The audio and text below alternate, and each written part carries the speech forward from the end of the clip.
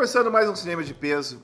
Hoje a gente vai fazer uma homenagem a também um movimento cinematográfico, talvez que eu acho que talvez mais importante dos últimos do pós-guerra, né? Que é o neorrealismo italiano, né?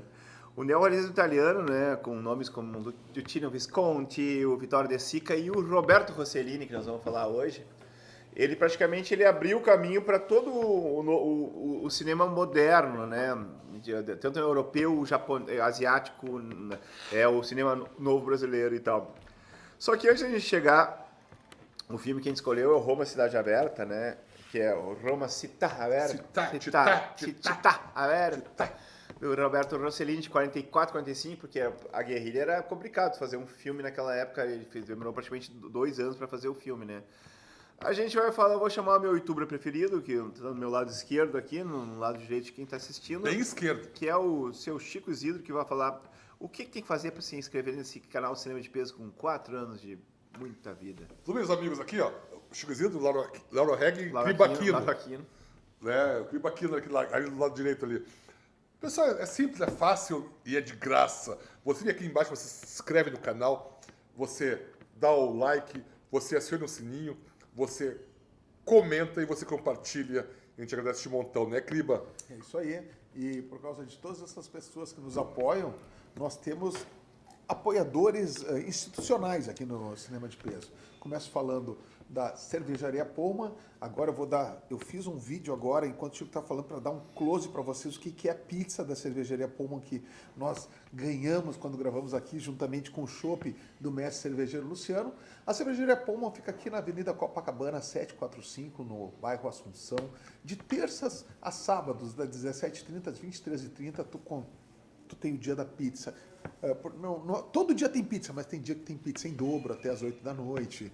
Tem dia que tem o hambúrguer em dobro. Daí o chopp à vontade, pagando uma taxa. Então, vai ali no Insta, te informa que tu vai ver muita promoção. Tem dia de música ao vivo, tem muita coisa boa aqui na Cervejaria Pullman. Continuo falando de um outro estúdio que nós temos no verão, principalmente, que é Ampola Studio, aqui do Lauro e do Felipe, 22 anos, mais de 38 mil horas de ensaios de bandas e contando. Ali tu, com certeza, no São Geraldo, tu vai encontrar um baita de um lugar para ensaiar e te preparar para lançar os sucessos do futuro. Com certeza, né? Se não lançar o sucesso, mesmo se divertindo lá com a gente, né? Bater um papo comigo e com o Filipão, né? Que é muito legal, né? 22 anos de muitas emoções, como diria o tal do rei. E continuando, falando do nosso mais antigo patrocinador, a Cachaça Coral Brasil. Cachaça Coral Brasil em 6 sabores. O Pablo, um amigo querido, faz lá em Mariana Pimentel essa cachaça. Tu encontra essa cachaça na cachaçaria do Mercado Público em 3 garrafinhas. Essa, estilo bar de hotel, frigobar, aquela ali que parece aquela de botar no bolso, clássica. Aquela do pijama, assim. Do pijama. E a garrafa de cachaça tradicional. Então agradecemos a Pullman, a Ampola Studio, a Cachaça Coral Brasil, por esse apoio tão importante aqui para o Cinema de Peso, que hoje vai falar de um filme muito bacana. Eu acho que o Roma Cidade Aberta talvez é um divisor de águas, não tanto como um filme, porque hoje, assim, 45, 81 anos? 81, né? 45, cara? Pá, tu me pegou agora. 81. O filme tem 81 anos. Ele deu uma envelhecida complicada, assim, não é um filme fácil. Ele tem no YouTube, né? Só que é um filme para quem gosta de cinema e para quem tenta entender a cinematografia italiana e o que aconteceu no mundo pós-guerra, ele é essencial, né? Porque o Roberto Rossellini era um cara que a Itália de 22 a 43, né? Mas 43. Foi quando Mussolini foi derrubado. Foi um regime fascista, né? Fascista mesmo, né? Porque tem gente que às vezes confunde fascismo com qualquer coisa, né? Apesar que tem muito fascista aí. Mas vamos falar, o fascismo, o fátio, ele era ali dos feixes ali do Mussolini. Foi uma época complicada para a Itália. E até a arte cinematográfica italiana, porque a Itália sempre teve uma cultura cinematográfica muito boa, até em filmes como Cabide e tal, né? Nos anos 1913, 17. E o cinema italiano, na época do fascismo, era um cinema muito imbecil, assim, da Brasil. Era um cinema... Era muito romance, era o filme do Telefone Branco, né? Até o Vittorio De Sica fazia também esse tipo de filme, também é um dos grandes diretores do coisa. Eram filmes de amor, era um filme completamente fora da realidade que está acontecendo com a Itália e com o mundo, né? Era literalmente o ópio do povo, né? Uhum. Era um ópio, não tinha arte quase nenhuma. Ana Maiani também era uma comediante que fazia. Só que o que aconteceu? O neorrealismo ele resolveu fazer essa ruptura total com aquela... já no fim, depois que caiu o fascismo, porque naquela época não tinha fazer coisa nenhuma, né? Porque o Mussolini estava vivo. A ruptura, o que era? A ruptura era tu fazer um cinema de verdade, um cinema raiz, né? Literalmente, o cinema é que tu pegava as mazelas do povo, né? E os dramas que a Itália estava vivendo, porque literalmente a Itália estava esfacelada, né? Até eu vou passar a palavra para o seu Chico Zilli vai passar. Por que é Roma cidade aberta, né? Porque o que é uma cidade aberta? Cidade aberta é o seguinte, cidade aberta é quando o governo, ele manda todo a força, o exército, as forças policiais, todo mundo sair e deixar a cidade fora do risco de ser bombardeada. Ela deixa livre só para a população civil. É uma preservação cultural também, para não ser bombardeado, para não preservar os museus. Isso. Assim. Por exemplo, a França, nos anos 40, foi considerada uma cidade aberta. Sim. E Paris. Porque o exército francês perdeu a guerra em 2 meses. Eles não lutaram. E não lutaram, e aí... Se renderam. Então, não, a cidade é aberta porque a gente não quer que o exército nazista venha e destrua todas as nossas museus, Torre Eiffel. E principalmente a população, né? Não mate todo mundo deixa a esmo, mundo. né? Só que a população... Cara, ela acaba sendo morta. A população acaba ficando à mercê do invasor, né? E foi o que aconteceu com Roma, porque em 43 a Itália já estava fraquejando já, o exército italiano. Os americanos tinham invadido pela Sicília, e aí o nosso querido rei Vitório, ele tira o Mussolini do poder. Quando ele tira do poder o Mussolini, em 43, o Mussolini é levado para um esconderijo secreto, para não ser morto pela população. E só que ao mesmo tempo a Itália ela vira o fio, ela passa a ser dos aliados. Ela assume. Em 2 anos ela muda completamente. Isso, ela vira casaca. Vira casaca. Isso pro Hitler foi troço assim, foi uma traição tremenda. Hitler então manda invadir a Itália e tocar o terror lá, né? Tanto que até 43 os judeus italianos não haviam sido perseguidos. Eles se sentiam seguros. Apesar do Mussolini, a partir de 37, fizemos já um dia muito especial aqui, né? Um dia especial, onde mostra a questão judaica, só que os judeus estavam tranquilos, não tinham... Só que em 43 o Hitler não, aí vamos invadir aquilo lá e vamos... Roma é invadida, começam as perseguições, assassinato da população. A população, só que a população resolve, não é carabinieri, é os partigiani, né? Partigiani que eram os que lutavam contra. Contra todos. Eles resolvem combater, antes que os americanos entrem na cidade, combater a força nazista. Só que uma grande diferença que aconteceu com a Itália para qualquer parte qualquer outro é que em 43 o exército nazista já estava enfraquecendo. Isso é. E daí, tipo, não foi uma invasão, aquele Blitzkrieg, que assim, tipo, era avassaladora. Já era um exército capenga, né? Porque eles já tinham tomado uma porrada de Stalingrado. Né? Então, tipo, eu acho que a Itália era o último, digamos que, baluarte, vão tentar... tanto é que pegar... os piores oficiais que iam pra Roma, até no filme exatamente contra. Era a Gestapo era o pior do pior que chegava naquela região, né? Eu acho que o filme do Rossellini, ele mostra... até a questão de roteiro, ele não é um filme ele não é um filme muito bem emendado, bem assim, estruturado. Sabe, estruturado.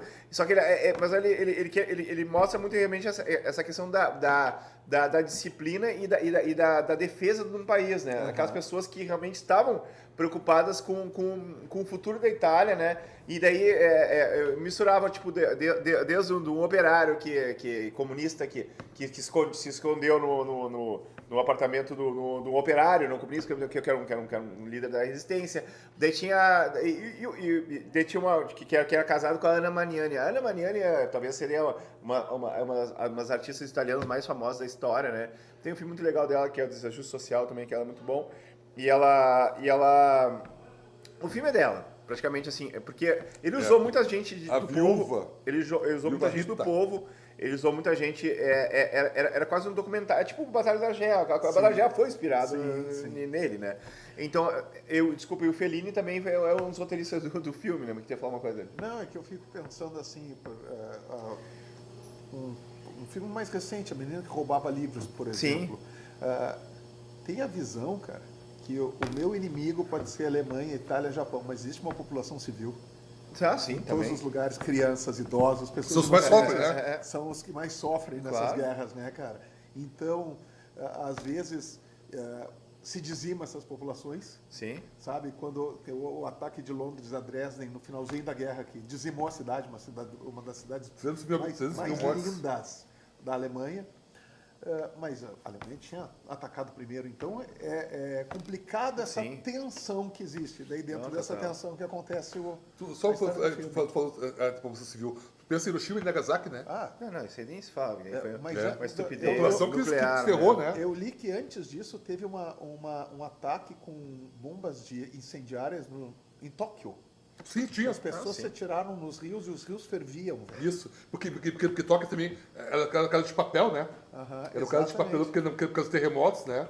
Exatamente. Era outra estrutura total, né?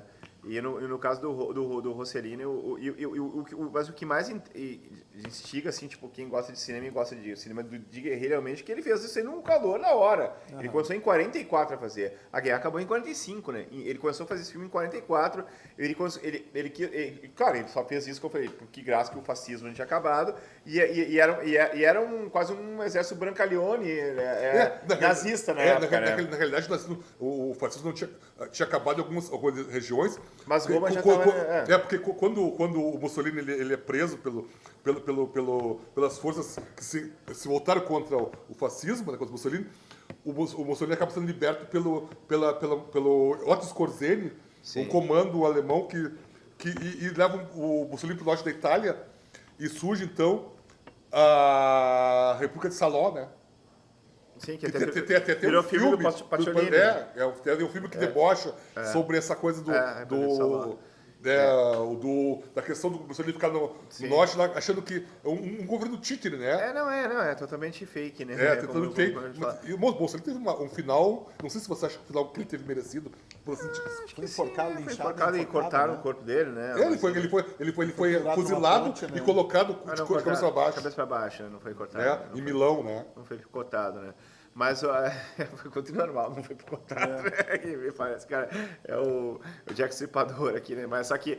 E uma questão legal do Rossellini, o Rossellini fez 3 filmes sobre esse tema aqui. A trilogia da guerra dele, que é o Roma, Cidade Aberta, é o Paisà, que são 6 histórias, e tem legal, o Paisà é muito legal também, que ele conta histórias pelo lado, quando os americanos foram para a Itália, sabe? E como é que foi a influência americana na Itália, e várias histórias e tal. E o outro que para mim, é um filme mais, assim, dramáticos, e tocando sempre que a Alemanha anos 0.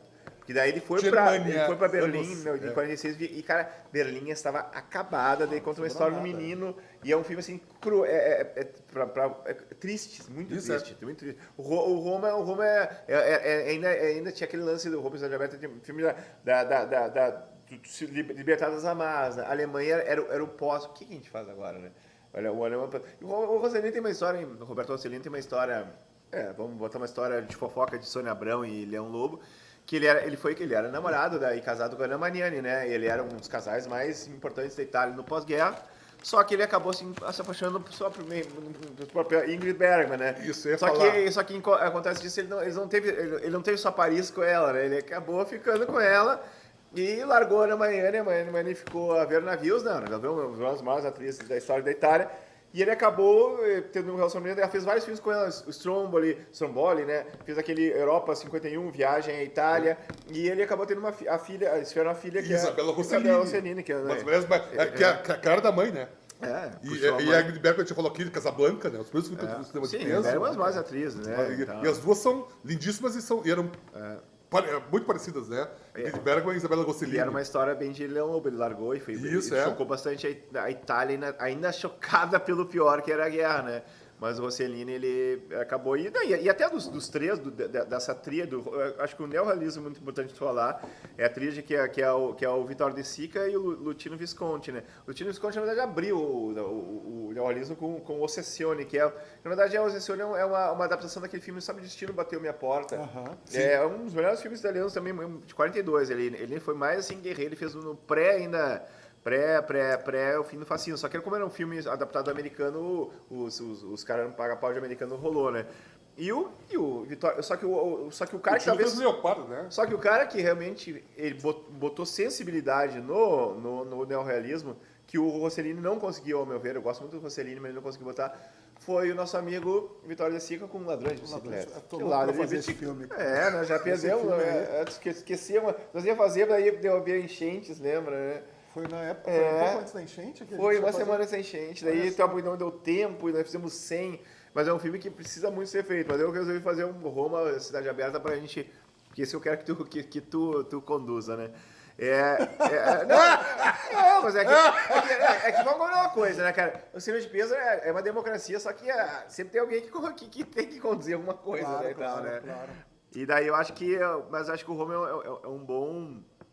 É um bom início de tudo. O filme praticamente é uma história com um pouco... Sabe? Você quer mais ou menos contar? Não, são dois guerrilheiros, né? Eu não me lembro o nome dos personagens. Os homens também não Isso, e eles são procurados pela Gestapo. Que é um líder comunista. Isso, que é o comunista, o Partigiani, né? Isso, e tem o padre que os esconde, né? No monastério, igreja, como seria aquilo? Monastério.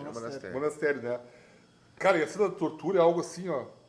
Né? E só que eles acabam sendo traídos por uma italiana. Ele tinha uma amante, né? Que era uma cantora que é viciada em ópio. Isso. Uma coisa assim. Isso aí. E aquela coisa. Porque as mulheres. Até a questão das mulheres. As mulheres francesas, as italianas. Francesas que escalpelaram. Eles raspavam o cabelo. Rasparam o cabelo das que tiveram um relacionamento, né, com o inimigo, né? Isso. Mas por quê? Porque as mulheres faziam isso? Porque elas tinham que sobreviver, né? Porque assim, ó. Não tô passando pano pra elas, né? Sim, mas sim. O que acontece com as mulheres nos anos 30, 40, 50 e os caras querem pensar hoje? A mulher, por exemplo, no Afeganistão, né? As mulheres não podiam trabalhar, né? Elas tinham que ficar em casa. Aí, daqui a pouco, teu marido vai pra guerra, teu noivo, ele é morto, tu fica passando fome, num né? ambiente desses, né? Tu começa a passar fome, tu começa a passar necessidades. O que aquelas mulheres faziam? Elas acabavam se envolvendo com soldados que também estavam longe de casa. Mas era alemão. Mas estavam... O cobertor acabava aquecendo. Elas né? acabavam tendo relacionamento com essas pessoas. Porque esses soldados, eles levavam alimentos para elas, levavam comida. Sim. E um pouco de conforto pela solidão delas. Né? Isso é a guerra, né? E a questão até tem momentos assim que a Ana Mariani, por mais que ela não era uma revolucionária, ela assaltava padarias. Isso, E era uma coisa muito normal, assim, tipo, tu lutar por comida, né? Porque tu tava vivendo um pós-guerra, um final de guerra, não tinha nem um pós ainda. E a Itália estava destruída, né? A Itália tava arrasada. A Itália, até os anos 60, era uma nação muito pobre.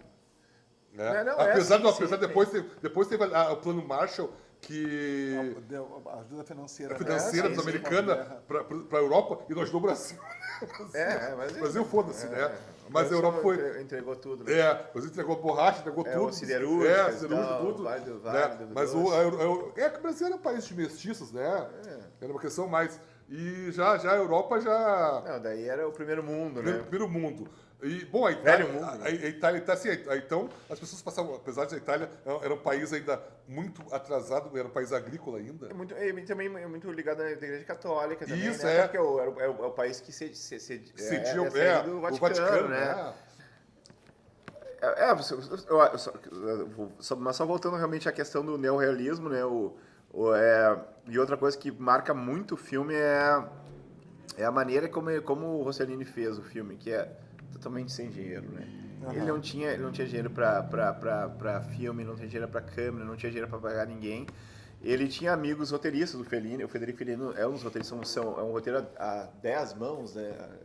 Muita gente escreveu, cada um, era todo mundo que chegava ali escrevia, praticamente tem 5 são oficiais, mas diz que foi mais de 10 colaboradores, né? Tudo na hora também, né? E faziam as coisas como poderia fazer e tal, né? E na verdade a crítica, na verdade a maneira que o realismo queria mostrar que o povo italiano existia, né? Não era um povo que não éramos todos fascistas, dá pra dizer assim, tipo, exemplo, que eles queriam mostrar para o mundo de uma maneira muito clara que eles viveram na verdade eram oprimidos pelo sistema, né? E o cinema, a partir do cinema eles conseguiram mostrar isso aí, né? E dessa maneira crua, né? Porque e até também fugia totalmente daquela fantasia hollywoodiana de cinema, que é cinema bonitinho, cheio de coisas que o fascismo usou muito como referência, né? O improviso também, né? Os atores, as crianças nunca tinham visto uma câmera na vida delas, né? Sim, os não atores, Não, né? os não atores, né? Cara, Ana Maria já era, e o tio Fabrício também, que era o cara que faz o Comunista, era muito famoso, né? Esqueci o primeiro nome dele, né? Fabrizio, né? Eu acho que as características assim, que elas impulsionaram muita coisa no cinema do pós, né? Tu pega o próprio cinema, a Nouvelle Vague francesa, a nova onda, o cinema tcheco dos anos 60, 70, ali com o Milos Forman. O cinema tcheco é maravilhoso. O cinema novo, né? O brasileiro, né? O Glauber Rocha, uma câmera na mão, medendo na cabeça, né? E até coisas assim, a gente pega o Cidade de Deus, é um filme que foi feito com crianças, jovens que nunca botaram. E tudo surgiu através do neorrealismo. Não precisava ser ator, tu não precisava ter o melhor, tu precisava ter uma busca de talentos, né? Sim. Eu acho que toda essa linhagem do neorrealismo e uma coisa que é muito importante do filme, tem uma cena que virou um clássico do cinema mundial, que é a Ana Magnani, ela sai, né? Aquela cena. E ela vai atrás, o cara é preso, né? Acho que Sim, o SS invade o condomínio, né? Empobrecido, atrás dos partigiani. E todo mundo na parede. Né? E ela acaba sendo fuzilada, né? Porque prende o noivo dela. Só que ela vai atrás, né? Isso, ela vai atrás dele, daí Isso, só que assim, a diferença de um cinema realista e de um cinema, digamos assim, tipo, que choca e humaniza e te deixa... que a cena seca. A cena chega... Não! Pá! É dois barulhos. É real, a história é real. E é verdade, a morte é real, cara. Sim, É muito bizarro você não pensar. tem uma trilha, triste, O Spielberg também ia fazer diferente. O Spielberg ia fazer. Não, daí ia dar uma câmera lenta, ela caindo, e daí.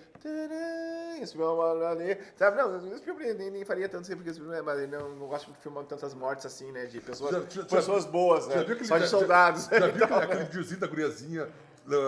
Simulando mortes. Simulando mortes, cara. Que legal, velho. Ela é muito perfeita. Ela é muito perfeita. Ela falando quando o indiano morre. Aí dançando aí. Dança toda a música pra morrer.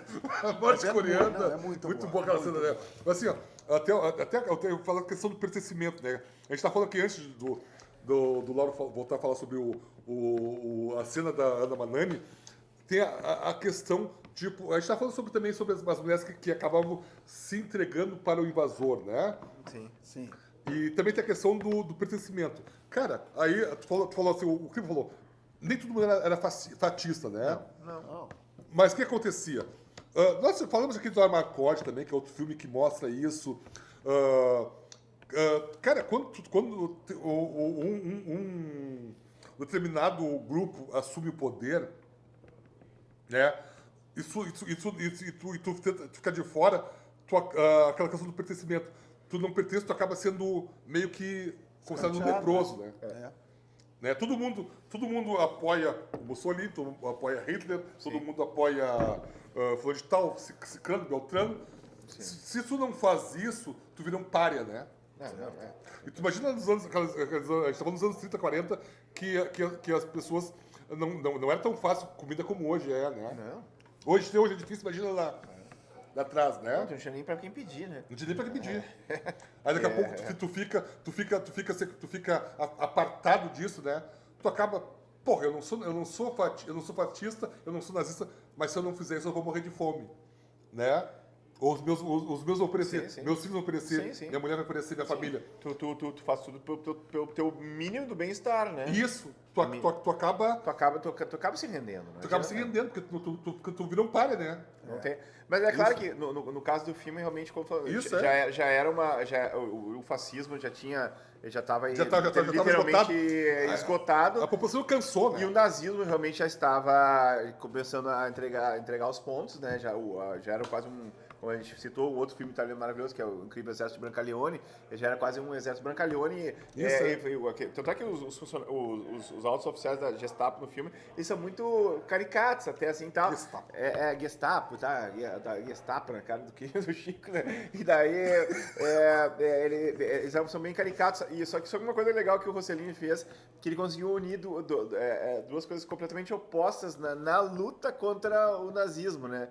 Que é a religião e o comunismo. Sim. Porque tu vê como pelas tuas ideias, tanto pela ideia da fé cristã, a cristã é verdadeira, né? Não a cristã, tem tanta gente que deturpa hoje em dia, né? Tal, até o cristianismo, isso aí não. Eu não vou entrar em detalhes que eu não quero, porque o Chico não gosta.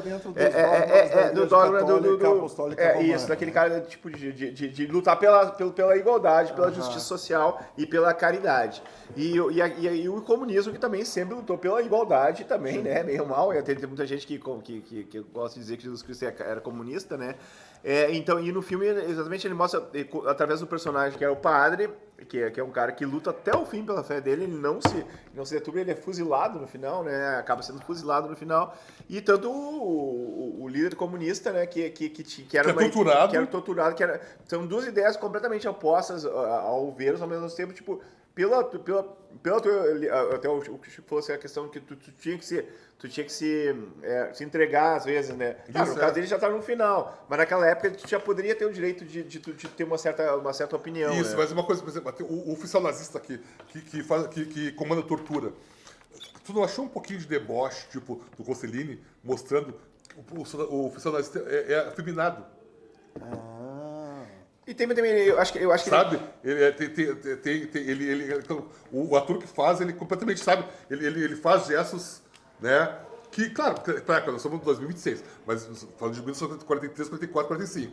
Mas sabe que eu acho que até a segunda parte do filme, ele perdeu um pouco na mão. Ele dividiu o filme em duas partes, né? Tem a primeira parte, que é a morte da Pina, né? E depois da segunda parte, eu acho que ele faz uma caricatura muito até meio que baixa dos oficiais. E ele também brinca com o lesbianismo das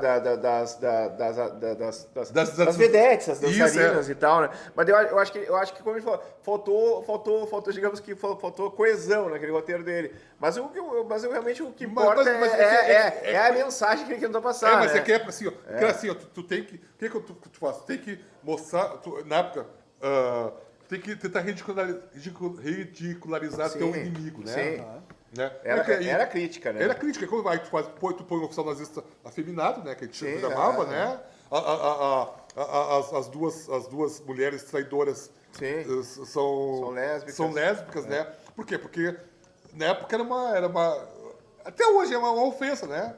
Não, tu tá diminuindo a pessoa, né? Já melhorou bastante. Na época, muito mais. Mas na época era muito mais, com certeza. E talvez para aquela audiência que estava tentando renovar, depois de anos e anos de bombardeada por uma realidade que não era dela, e ela estava vendo que ela não podia comprar o pão na esquina, e via que ela nosso país tá liquidado, e por causa desses bandos de filha da puta, desses nazistas e tal, né? Esse fascismo que acabou com a gente por anos e tal, e nós temos que dar um jeito de vida. Eles viam muito naquilo ali, né?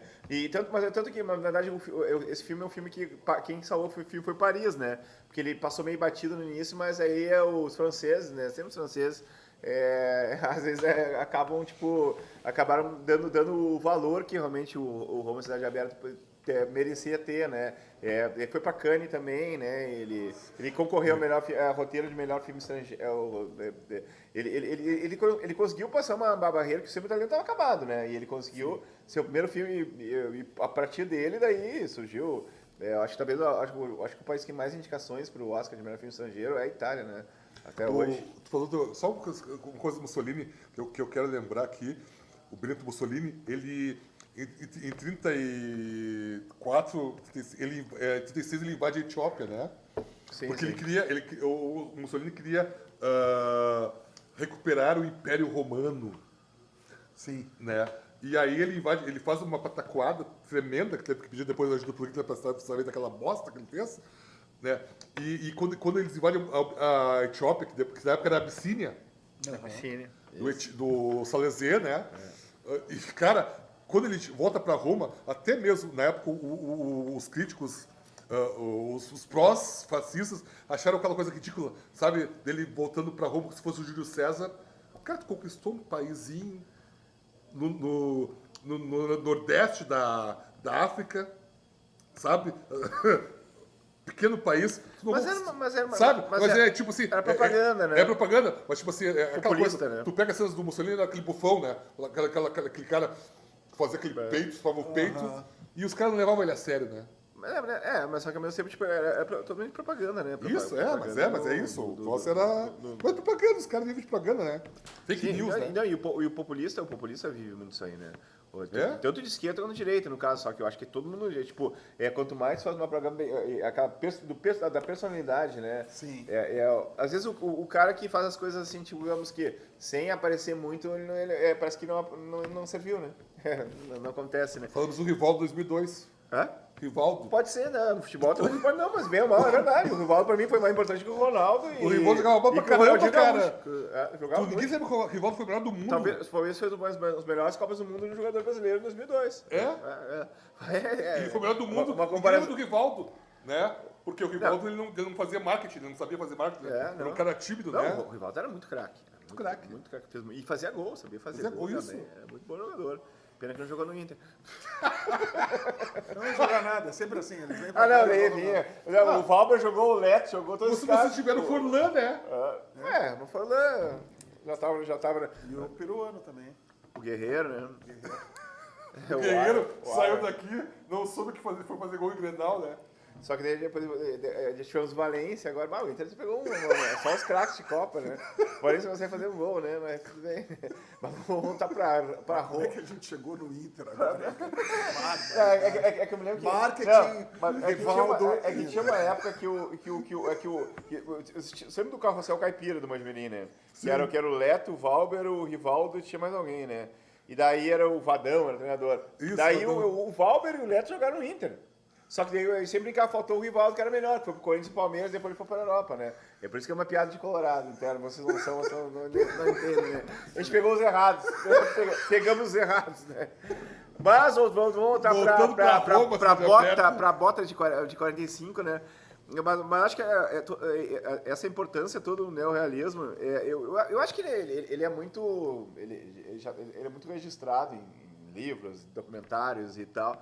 E não só essa trinca de diretores, que eu acho que são os caras que praticamente criaram o novo cinema italiano, né? Até o Cinema Paradiso tem um pouco de realismo, porque mostra aquela realidade da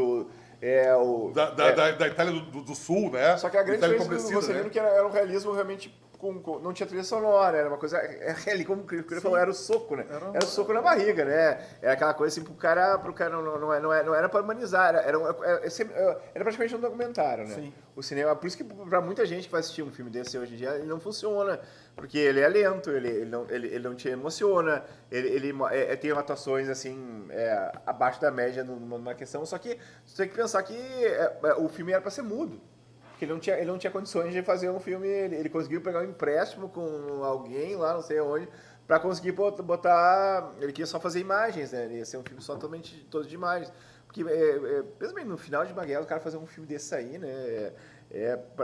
A Alemanha, nos anos 44, 45, ninguém fez algum filme, acredito. Não tinha filmes. Tinham filmes, só que eram filmes propagandísticos. Não, mas no final da guerra, assim... Sim, tinha. Gente fazendo... Até o final, assim, tanto que uma das coisas que os críticos reclamam, né? Os críticos não reclamam não. Sim. Mas você fala, por exemplo, assim, em 45, eles pegaram 200 mil soldados que estavam lutando na frente oriental para serem figurantes de um filme nacionalista, colorido. Que mostrava a Alemanha resistindo aos invasores do século XIX, uma guerra do século XIX. Sim. Tipo assim, como é que os caras me tiram, os caras da frente oriental, que está praticamente perdido, para pegar 200 mil soldados para fazer... Eu vou tentar achar depois as imagens, vou mandar para vocês. É muito interessante as imagens desse filme. É um filme que mostra a Alemanha no final do século XIX. E uma coisa que é muito legal é essa questão como a arte também serve como resistência, né? Porque por mais que tu tá no caos, tu tá na desgraça de toda aquela... naquele absurdo que tu tá vivendo, tu sempre tem alguém que consegue transformar, tipo Picasso com Guernica também, né? A gente consegue transformar a desgraça na arte, né? E essa arte subverte e inspira, né?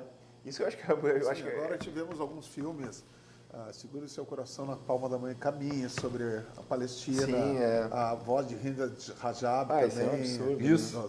Soco no Estômago, os filmes, assim, que são documentários realistas, né? E assim, histórias reais. Histórias reais, assim, duras pra caramba.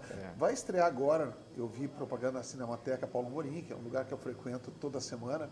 Vai estrear um filme, esqueci o nome, não achei aqui, cara. Tua filha o nome 4 viu, mas não se lembra. Sobre a população alemã que percebe quem é o Hitler logo depois que... Alto. A infância alemã. Já vi. Sabe? Eu vi. Já viu? Já vi. É muito bom. Eu tô na expectativa, porque mostra assim, daqui a pouco as pessoas caem na realidade que aquele cara que eles adoravam era um monstro, né? Era um monstro. Tá. Não fala sobre o filme. Não fala. O filme é muito bom. Tá louco pra falar, mas não vai falar. Mas o filme é muito bom. Ele não vai falar. Ele não é o Silvio Santos. Ele diz que é bom porque ele viu, não que nem E pela ótica de uma criança. É isso aí. E na questão até tipo do próprio do Chico gosta de mexer. Eu tenho toque, né, cara? Coisinhas, até no Brasil mesmo, no cinema novo também era um cinema de contestação para a ditadura militar, né? Sim. E tal. Apesar que tem muita gente, cara, o Pega com Terra em Trânsito do Glauber Rocha, né? Que é um filme que passou pelos militares. Às vezes os militares eram burros também, né? O militar é burro, cara. Sabe que o capital do... Eles não entendiam direito as coisas, né? Cacá Diegues, aquela turma ali, né? Fazia coisa assim maravilhosa e tal. E tudo inspirado na... Quando eu falo, às vezes fazia cinema... Hoje em dia... E também você vai analisar um caso, tipo... Vamos passar para a inspiração de como que não é impossível tu fazer as coisas. Pega esse filme Obsessão, esse filme de terror. O cara, claro, não tem nada a ver com guerra, nada. Só que um cara que, sem recursos, fazia filmes para YouTube e acabou fazendo um filme que já virou um pequeno clássico filme de terror, né? Sim. Ele custou $700 mil o filme. É nada para um americano, cara. E o filme já rendeu $100 milhões, sabe? Esse cara, Backrooms, também que eu não cheguei a ver, tu viu Backrooms? Backrooms não vi. Às vezes tu começa ali, tu faz não ia fazer jabá, né, pro Casé TV, mas pega um cara, às vezes, vamos fazer essas analogias, às vezes do nada tu consegue fazer alguma coisa, tipo, tu não precisa fazer, a subversão, às vezes, tu consegue subverter a potência que é a Rede Globo através de uma novidade, né? Isso é muito... Claro, já doei questão política toda a história, mas eu acho que às vezes é a ideia. Cara, aquela pessoa que fez é diferente daquela pessoa que ficou lá se preparando e nunca fez. Nunca fez, ou tinha que ter todo o recurso, ou tinha que ter todo... O feito é melhor que o perfeito. Coisa, isso né? E tal, e eu acho que quem fez, nos casos italianos, os caras conseguiram fazer, né?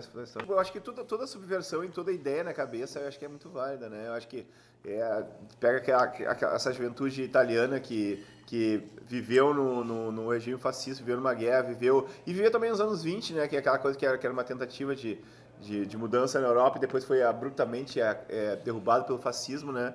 E esses caras todos, eles tiveram que ficar muito tempo com essas ideias presas, né, e tal, né? E daí surgiu toda essa geração, né? Fellini, Ettore Scola, o Luchino Visconti, o Antonioni, né? E o cinema italiano é muito rico, né? O Rossellini, né? O Roberto Rossellini é um cara, uma incógnita, ele fez tem uns 4 ou 5 filmes muito bons. Depois ele foi pro documentário, né? E ele, além de ter casado com a Ingrid Bergman também, né, e tal, né? Que não é pouca coisa. Só que mas a Ana Maniani também era muito linda, né? Era uma italiana, além de ser umas maiores atrizes italianas, era muito linda também. E ele é um cara que depois ele meio que se perdeu um pouco, ele não fez grandes coisas, mas só pelo ter feito essa trilogia de guerra, assistam. Esse bobeiro tem tudo no YouTube, que é o Roma Cidade Aberta. Não, Roma Cidade Aberta, o Paisac e o Germania. E o Germania Zero, que é um filme. Se tu acha o Roma o chocante, o Alemanha Ano Zero é umas coisas mais assim, digamos que o fiapo que fica um país depois da megalomania dos tiranetes e idiotas que comandam, né? O Germania não sei se tem no YouTube. Talvez não tenha, mas o Roma tem. O Germania eu vi ele no Jack Sparrow. E eu acho que o cinema de peso, a gente fala desde o Rock 3 até o Tiro da Pesada e voltamos pro Cidadão Kane e vamos falar sobre neorrealismo, porque a gente fala porque a arte quando o importante é que vocês se alguém se inspirar para assistir esse filme, pode odiar ou não gostar, mas saber o que é o neorrealismo, que é até muito mais que o Roma Cidade Aberta. Mas o Roma Cidade Aberta digamos que é o mais importante e é o que deu o pontapé ao neorrealismo italiano. É o portal, né? E inspirou a maioria de todos esses movimentos cinematográficos da história, né? O filme em si, realmente, é um filme que não é tão fácil, mas só que... E outra coisa pro tempo de hoje, preto e branco também, né? Não, mas preto e branco também. Não, mas o cara que gosta de cinema e não vê que é preto e branco, não gosta de cinema, mas né? Laura, assim, eu sei que mas para novas gerações, ele já... Além de ser mais lento, mas o pessoal já tem aquela resistência, sabe? Não, com certeza. Tu imagina nós esse filme é preto e branco, mas tu imagina daqui a, sei lá, 15, 20 anos, a próxima geração. Esse filme tem 81 anos, né? Já tem uma boa idade, né? 44, 45, 81, 82 anos, que ele começou em 44. Mas então eu acho que o Cinema de Peso hoje fez essa homenagem muito mais que ao Roma Cidade Aberta, ao Rossellini e a todos esses realizadores italianos que revolucionaram o cinema, né? Podemos falar um dia sobre o Novelli Vago, sobre o cinema novo também, que eu acho que é muito importante, né? Mas o importante é isso, né? Cinema sempre, né? Então vamos fazer aquele nosso brinde clássico do cinema de peso. Qual que é hoje, hein? Vida longa. Vida longa. Então tá. 1, 2, 3 e... Vida longa, cinema de peso.